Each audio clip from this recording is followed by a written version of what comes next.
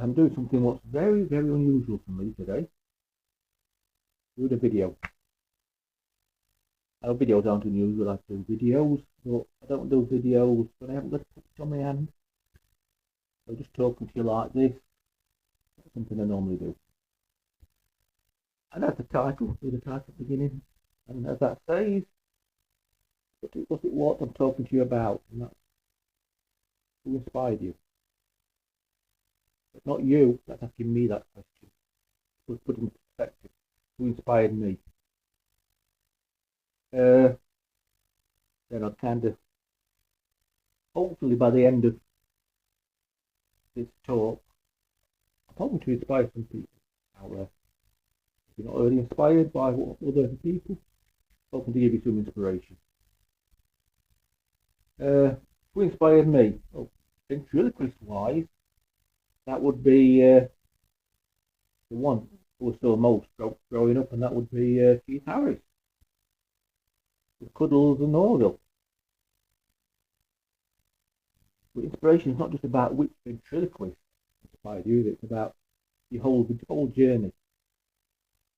Who inspired my actual journey? So there's only one person who I can think of. That's me. Who actually inspired myself. And that kind of sounds strange, I know it does. But when you listen to the story, I'll keep it as brief as I can.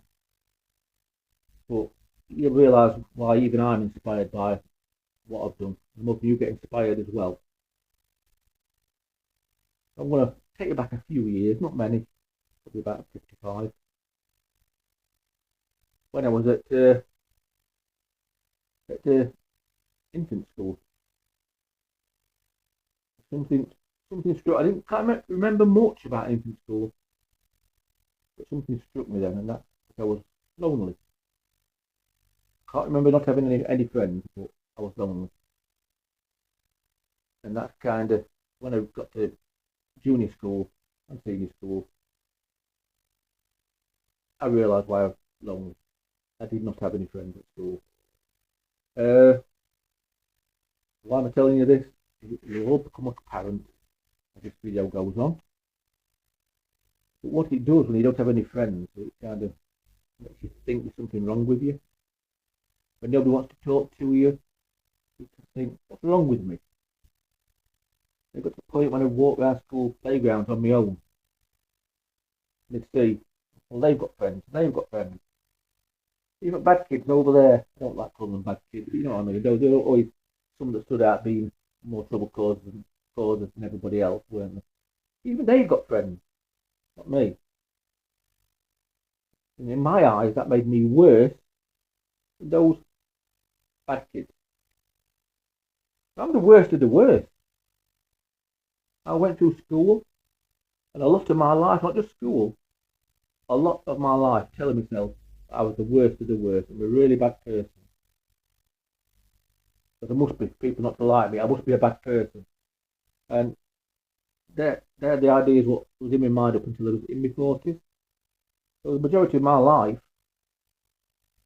I've been thinking that I'm a bad person. And that kind of has lots of negative effects. Affects my self-esteem, giving me anxiety. The anxiety itself caused me depression. You know, and through school, it wasn't just a case of people not talking to me, not being my friend. When people did talk to me, it was normally to insult me. I suppose I could thank my lucky stars that the only bullying I got was verbal, and I didn't really get that much physical. It was 99% of it was verbal. But no matter how strong a person you are, when it's constant, day in, day out, every time somebody passes you, it wears you down. Even thinking about it now, I kind of want to cry. It's horrible. I know people go through worse. Okay, yeah, I do understand that. But when I was a kid, it was a lot for me to take on that nobody would like me. And it's affected my whole life. It's given me anxiety, it's affected the relationships I've had, the jobs I've had. The jobs I've had been down to what money I've had available, the type of house I've had.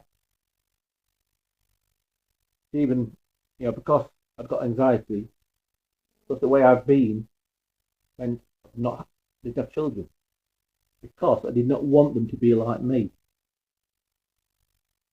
I am getting to puppets a bit very, very shortly. Anyway, I did have puppies growing up. My life away from school was good. I had a good upbringing. And I had three hand puppets. I probably had more. I remember three.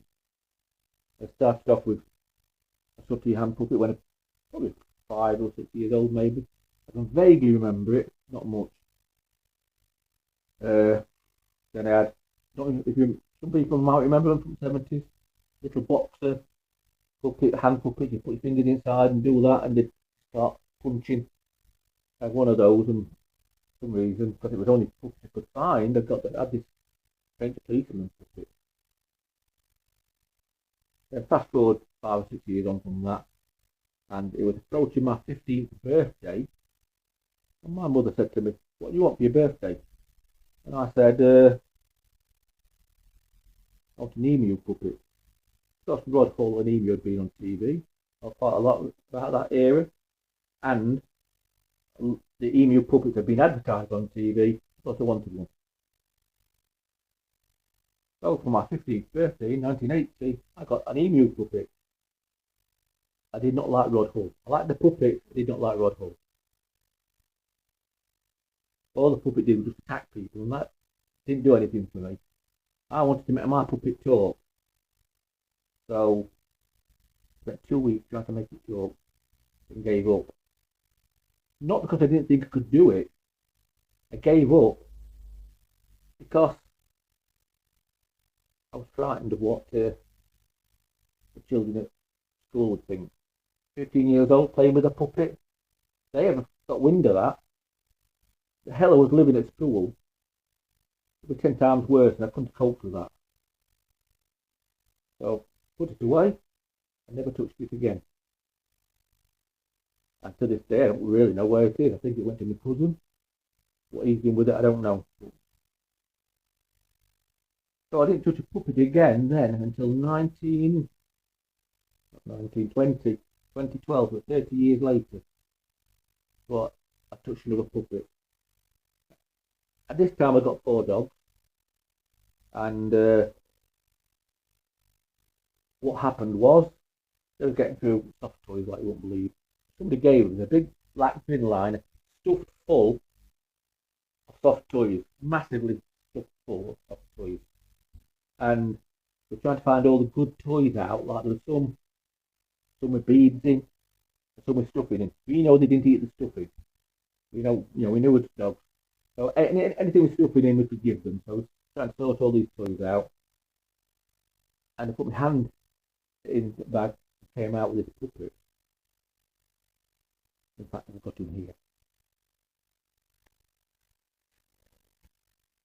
It didn't look like this when I got him. He got no clothes on, he just got a different scarf on. He didn't have a tongue when I got him. He didn't have a back entrance. He had like kind of see up there, the whole there. I made him back entrance and gave him a better mouth because his mouth was all floppy. A bit like, I don't know if you've ever made a sock puppet. You put a rubber band around it, just hold the sock in place. That's the best way to describe his mouth. I've actually put a rubber band around it. There, look, you can see it. Just hold his mouth in place to give it some kind of structure. And the tongue is just a hard rubber band. So that's kind of the point. That's Bertie, and that was my, I say, first puppy. What got me into ventriloquism. I wanted to make him talk. What do you mean not talking now? Yeah. And I thought with him being a bear, and starting just whispering like Sucky would have done. Then he said he just said that just like she said it, that he's not going to talk to any of you, but he'll whistle. You may as well talk, hadn't you? Well, go on, whistle then.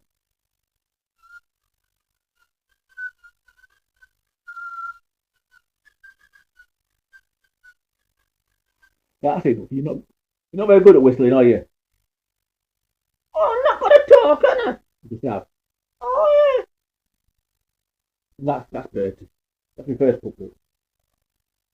First puppet while I've been doing the television. What got me started. And I didn't know too much about different puppets back then. And I didn't research. I probably should have done, and I didn't. So I bought another one from the same makers, and that weren't very good either. So then I decided this would have been around about probably getting on for December, maybe late November, December 2012, that I wanted a proper ventriloquist puppet.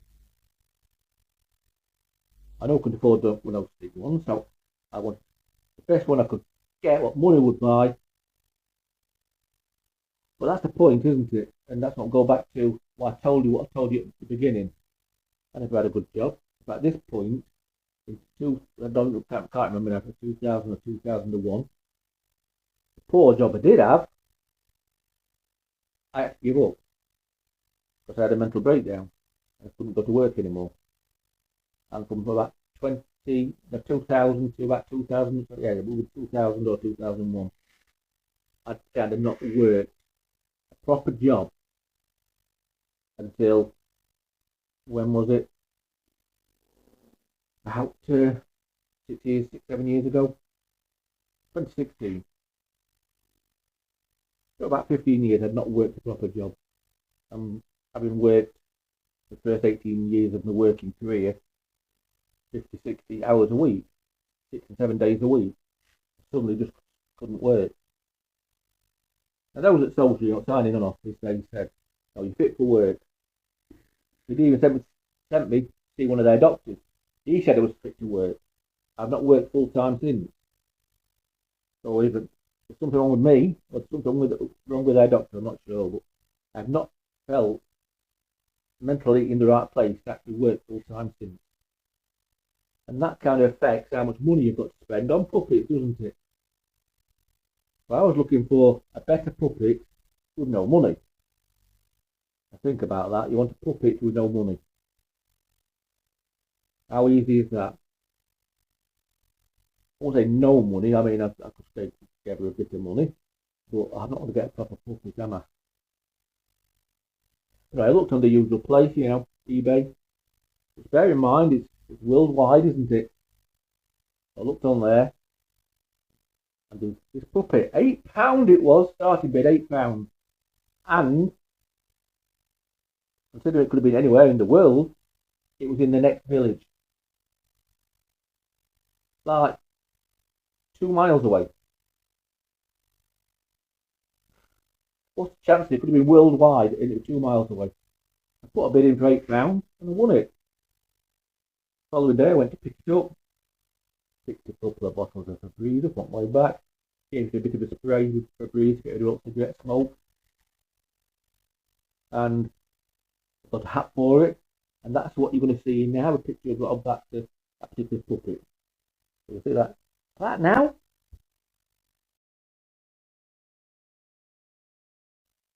And that was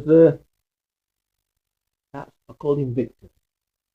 So I've got this puppet, and only £8. It's a lot more usable than what the other one was. This was 2012. I've not been learning long, but for the next, I'm going to kind of skip quite a bit of time here. I'll say for the next year and a half, I really wasn't learning that much. I was learning a bit, then giving up. And then 2 or 3 months later, I started, and then I would give up again. I start again, and I give up again, up until about the middle of 2014. The reason I kept giving up, two reasons, really, 2 reasons. One reason is because I was struggling on the script writing, and I couldn't get any scripts for him. Second reason was because of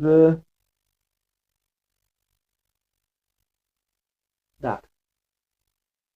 Well, not the temple, no, the mind.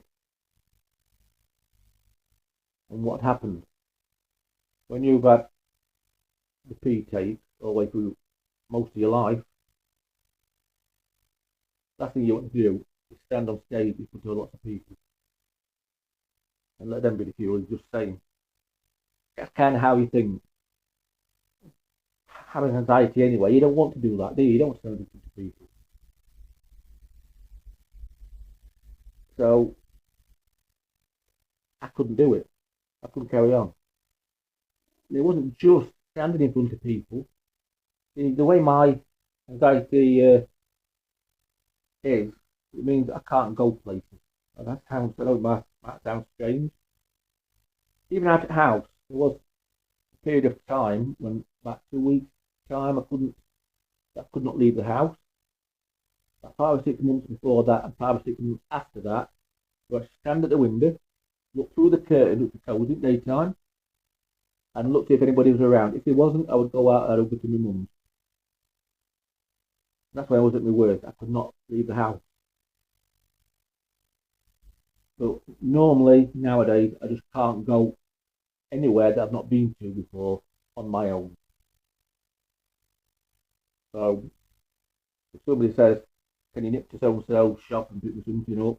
If I'd not been to that shop before, I wouldn't go. That's just a shop. Imagine what it's like if I were to think about going to different venues.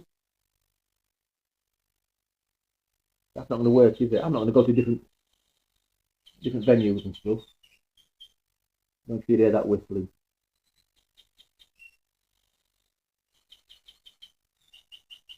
But I kind of timed this video all wrong. I've got bird cognitive whistle. If you're wondering what that noise was, that's what it is. Anyway, so not only can I not stand on stage, because I don't want to be in front of people, I couldn't even go to that stage, stand there. So when I got to the middle of 2014, at this point I'd got 5 puppets, no, 6 puppets, 5, could have been 5 puppets, not quite remember, something like that. 2 quite expensive ones, I got less than money, so I got a couple of actual puppets, and 3 cheap ones. I'm going to throw the cheap ones in the bin and sell the actual puppets. That's the plan I had. And I really was just going to give it up completely. Then I saw advertised on one of the Chilkers pages that they were going to be running a convention called Venturama in Wolverhampton. I thought, I'm just going to see what that's like. Obviously, it's a venue. It's somewhere I could not go there on my own. So I asked my wife, she might have come with me.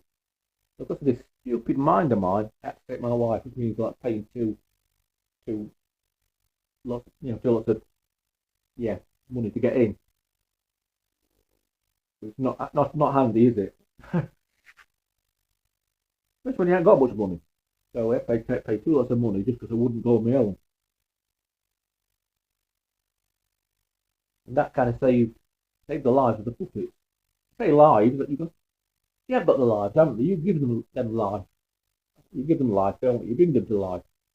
So you kind of save the lives, don't you? When you decide not to throw them away. That's how I see it, anyway.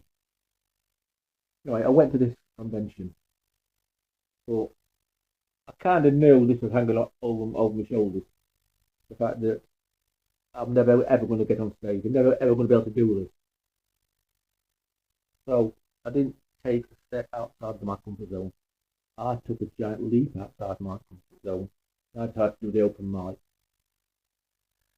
Bear in mind, I had not got too much of a script. In fact, I managed to get it up to about 5 minutes, but it was just a list of monkey jokes, basically. And it wasn't very good at all. But I pushed myself to do it. So that giant leap. I got up on stage, and, well, if it could go wrong, it did. Start off with a sat with a monkey on a stand. Hat fell off. Then his legs would hold it stand like that, and his leg would just keep falling off like that. and I forgot my lines. I think I managed to stay on stage about 2 minutes out of 5 minutes, and then I had to get off. So I pushed myself to get up there, but it did not go well. After the event, I was time we just about to cross the road, or was crossing the road, get to go to the car park afterwards. Somebody stopped me and said, "You did well to get up on stage. I couldn't have done that." So I thought, "Oh, thank you very much." I wasn't thinking that deep down. I was thinking to myself, if I can do it, anybody can do it. I kind of was thinking, and I don't believe that 100% because people are a lot worse than me. But yeah, I do believe that everybody out there has the ability to push the boundaries more than they think. No, by listening to me now, you're inspired. Just try something you don't think you can do. I didn't just take one step outside my comfort zone. I took a giant leap outside my comfort zone to get on that stage. And that's why I'm here now, talking to you. And I'm hoping you'll get inspired by that. That we can all, every single one of us, we're not confined to what we think we know. We can push ourselves. It's not easy, it's doable. And it's stressful. But the rewards are far, far greater the stress you put yourself through. I find that every time I go for a gig now, even if the gig doesn't turn out as I planned, I can start worrying about it 2 or 3 weeks before. But it makes me wonder why I put myself through this. But when I'm actually doing it and when I've done it, I really feel like I've achieved something. Something I would have never thought I would ever do. So yeah, push yourselves. Every single one of you, whatever you're going through, you can do more than what you think you can do. I promise you that. You can do. But anyway, I can't remember the next part of this story. It was driving back or at home during the week afterwards. Something dawned on me, and that was that when things were going wrong, that people would laugh. It makes sense, really, doesn't it? You've seen it on TV a load of times when that happens. I just never thought about it before, and it made me have a good thing that you can actually use that to your advantage. If stuff goes wrong, if something does go wrong, make out it was planned, or even just plan something to go wrong just to get a laugh. I mean, I've only done that once, and to be honest, it doesn't get a laugh. And that's when I've got my Ethan the Eagle sat on his perch. They can't fly. They kind of, as soon as I put him on perch, I don't put my hand fully inside him. Just kind of hold him back when I first put him on, and he falls off. And people go, "Ah!" sort of thing like that. They don't laugh, but it's like they're not expecting it. And, I do get a reaction, so that's pretty good. Just getting a reaction. So yeah, that's worth thinking about. Adding something like that, you can always add. It also made me think though that I've kind of, when I've been trying to write scripts, kind of got it all wrong. I've tried to just say things that were funny. It's not all about saying things that are funny. It's about doing things that are funny as well, isn't it?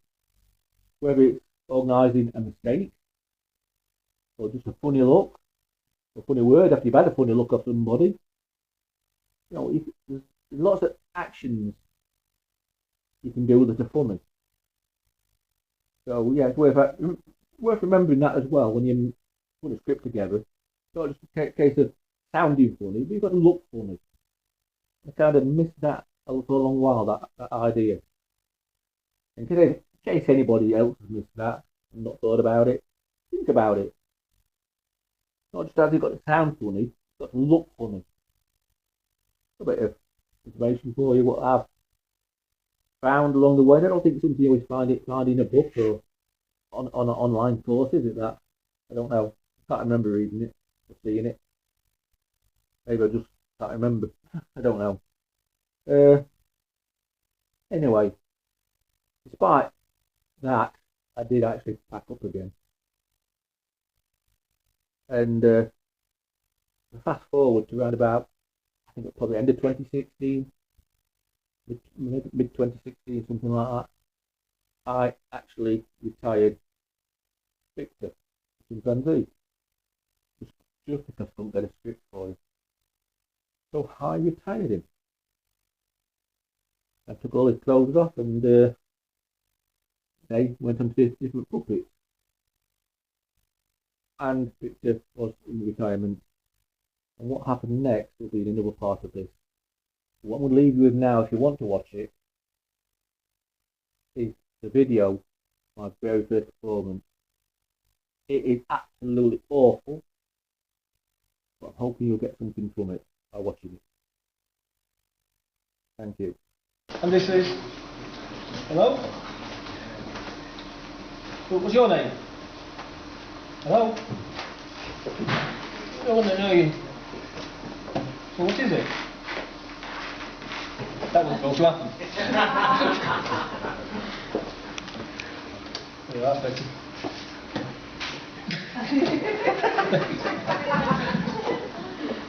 What's big enough for you? I'm not used to mics, or any other names for that matter. That's it, what I'm saying now, yeah. So what's your name? Victor, tell him your name. No, boy, how's the... Why? Just did it for them. Well, how old are you then? Tell me your age. Oh, old, very old. How old, very old? 28. 28's not old at all. Yes, it is. No, it's not. Chimp's only lived to 30, so it's old. So looking at that way, it is, yeah. It's very old. Well, you're in pretty good health, aren't you? Yeah. The banana's not peeling too well, though. The banana's not peeling too well, no. Think it's arthritis. That's losing your hat again, aren't you? That is sticking on, I think. Well, this is difficult to be. Good meant to be, that's all. Well, this is difficult. I completely forgot what I was going to say. Yeah, completely forgot. I'll finish. I just completely forgot it.